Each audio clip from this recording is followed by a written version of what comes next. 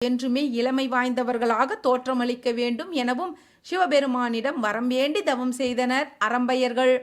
அரம்பையர்களின் தவத்தைக் கண்டு மகிழ்ந்த சிவபெருமான் வரத்தை அளித்து அவர்களுக்கு அப்சரஸ் என்ற லோகத்தையும் உருவாக்கி கொடுத்தார்.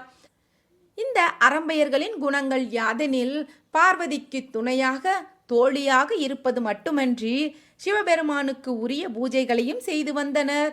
வசீகரமான வடிவமும் அழகும் கொண்ட அரம்பையர்கள் யாழிசை மீட்டுவதில் பெரும் திறன் கொண்டவர்களாக திகழ்ந்தனர்.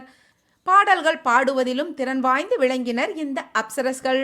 மேலும் நடனக்கலையிலும் வல்லமை படைத்தவர்களாக இந்த பேரழகிகள் இருந்தார்கள் என்றும் அறியப்படுகிறது.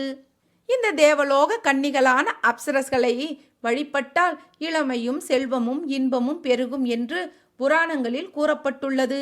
இவர்களை வழிபடும் முறை பழங்காலத்தில் இருந்து வந்துள்ளது. வட இந்தியாவில் இருக்கும்